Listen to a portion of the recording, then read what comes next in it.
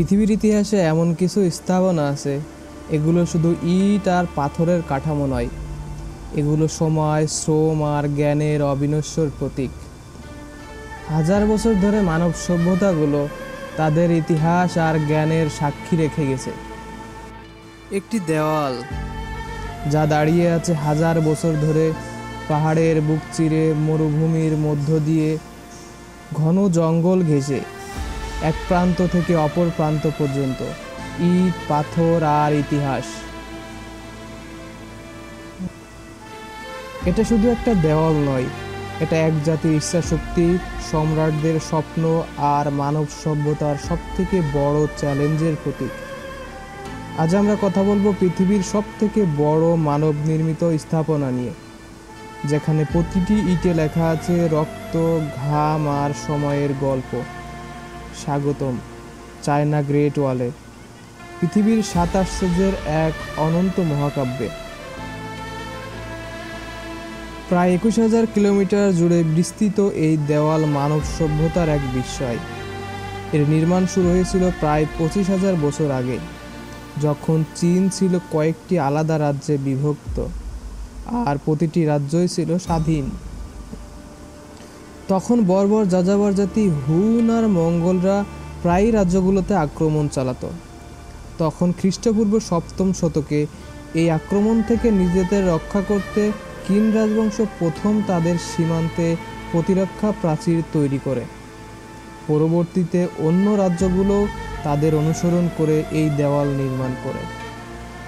কিন্তু তখন প্রতিটি রাজ্যের প্রাচীর আলাদা ছিল, ফলে শত্রুরা সহজেই দুর্বল অংশ দিয়ে রাজ্যগুলোতে আক্রমণ চালাতো। তখন খ্রিস্টপূর্ব প্রায় 221 সাল সিন শি হুয়াং সমগ্র চীনকে একত্রিত করে তার নিয়ন্ত্রণে নিয়ে আসে। তিনি ছিলেন একক চীনের প্রথম সম্রাট।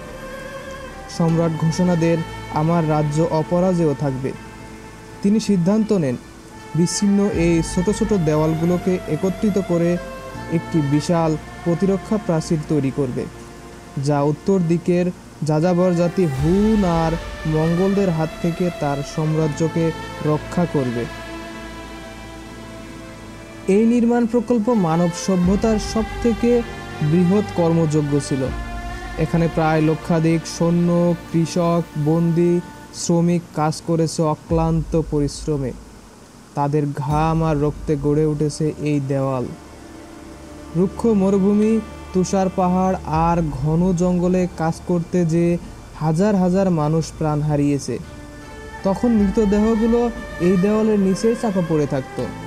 তাই অনেকেই একে বলে বিশ্বের সবথেকে বড় কবরস্থান। এই বিশাল প্রাচীর একদিনে আর এক রাজবংশ তৈরি করেনি। প্রায় 2000 বছর সময় ধরে বিভিন্ন রাজবংশের শাসকরা একে সম্প্রসারিত করেছে।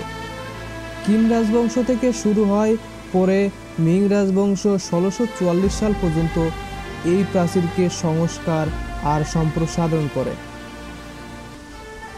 এই মিং রাজবংশের সময় দেওয়ালটিকে আধুনিক ইট আর পাথরে তৈরি করা হয়, যার বহু অংশ আজও অক্ষত আছে। এই প্রাচীর নির্মাণে মূলত ব্যবহার করা হয়েছিল পাথর, পোড়া ইট, কাদা, চুন আর পানি।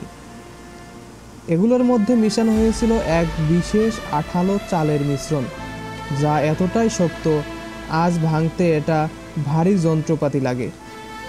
এটা ছিল সেই সময়ের বিশেষ ধরনের কংক্রিট। এই মহাপ্রাচীর শুধুমাত্র তাদের জন্য একটা দেওয়াল ছিল না, এটি ছিল এক বিশাল সামরিক প্রতিরক্ষা নেটওয়ার্ক। প্রতি নির্দিষ্ট দূরে 200 থেকে 300 মিটার পর পর ছিল এক বিশাল পাহারাদার টাওয়ার।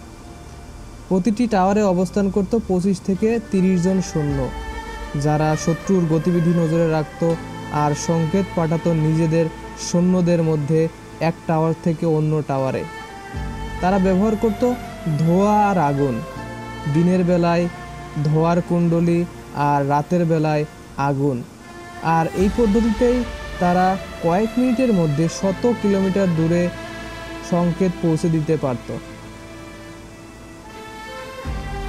দেওয়ালটির উচ্চতা আর প্রশস্ত ভিন্ন ভিন্ন আছে। দেওয়ালের উচ্চতা কোথাও 30 ফুট, কোথাও 33 ফুট, প্রশস্ত, কোথাও 13 ফুট, কোথাও 16 ফুট, যার উপর দিয়ে একসাথে 5টি ঘোড়া আর সৈন্য চলাচল করতে পারত। এই দেওয়ালের নিচেই ছিল এক বিশাল গোপন ফাঁকা জায়গা, যেখান থেকে সহজেই সৈন্য মোতায়েন করা হতো। এই দেওয়ালের মোট দৈর্ঘ্য প্রায় 21,196 কিলোমিটার, যা বাংলাদেশের দৈর্ঘ্যের প্রায় 14 গুণ। এটি শুরু হয়েছে চীনের পূর্ব দিকের সানহাইওয়ান সমুদ্র উপকূল থেকে আর শেষ হয়েছে পশ্চিমের গোবি মরুভূমিতে। চীনা সংস্কৃতিতে মহাপ্রাচীর এখন গর্বের প্রতীক। একটি বিখ্যাত প্রবাদ আছে, যে ব্যক্তি মহাপ্রাচীরে ওঠেনি সে আসলে চীনা নয়। একটি আবেগঘন গল্প আছে। মেং জিয়ানো নামের এক নারী, যার স্বামী প্রাচীর নির্মাণের সময় মারা যায়। সে কাঁদতে কাঁদতে প্রাচীরের নিচে আসে আর তার চোখের জলে প্রাচীরের একটি অংশ ভেঙে পড়ে। এই গল্প আজ ভালোবাসা আর ত্যাগের প্রতীক হয়ে আছে। অনেকেই মনে করে মহাপ্রাচীর মহাকাশ থেকেও দেখা যায়, কিন্তু বিজ্ঞানীরা বলে এটা পুরোপুরি সত্য নয়। 1985 সালে ইয়াহুদ দং আর তার 2 বন্ধু এই বিশাল প্রাচীরের এক প্রান্ত থেকে অপর প্রান্ত পায়ে হেঁটে ট্রেকিং সম্পন্ন করে, যা আজ পর্যন্ত আর কেউ পারেনি। এটি নির্মাণে প্রায় 350 কোটি ঘনমিটার ইট আর মাটি ব্যবহার করা হয়েছে। একে যদি এক লাইনে সাজানো হয় তাহলে পুরো পৃথিবীর অর্ধেক ঘিরে ফেলা সম্ভব। মহাপ্রাচীর পৃথিবীর দীর্ঘতম মানব স্থাপনা হওয়ায় একে বিশ্বের 7 আশ্চর্যের মধ্যে স্থান দেওয়া হয়েছে। 1987 সালে ইউনেস্কো একে বিশ্ব ঐতিহ্য হিসেবে ঘোষণা করে। আজ এটি চীনের গর্ব এবং বিশ্বের অন্যতম পর্যটন আকর্ষণ। পৃথিবীর বিভিন্ন প্রান্ত থেকে আজ লাখ লাখ পর্যটক এখানে ভ্রমণ করতে আসে। আজ মহাপ্রাচীর শুধু ইতিহাস নয়, এটি আধুনিক গবেষণার কেন্দ্র। ড্রোন, 3D স্ক্যানিং আর স্যাটেলাইট ইমেজে চলছে এর ডিজিটাল সংরক্ষণ, যেন ভবিষ্যৎ প্রজন্ম এটিকে দেখতে পায় এবং মনে রাখে। এই প্রাচীর আমাদের শেখায় মানব ঐক্য, ইচ্ছাশক্তি আর পরিশ্রমের সামনে পাহাড়ও ছোট হয়ে যায়। এমন আরও বিষয় জানতে চাইলে চ্যানেলটিকে লাইক করুন, শেয়ার করুন এবং সাবস্ক্রাইব করতে ভুলবেন না।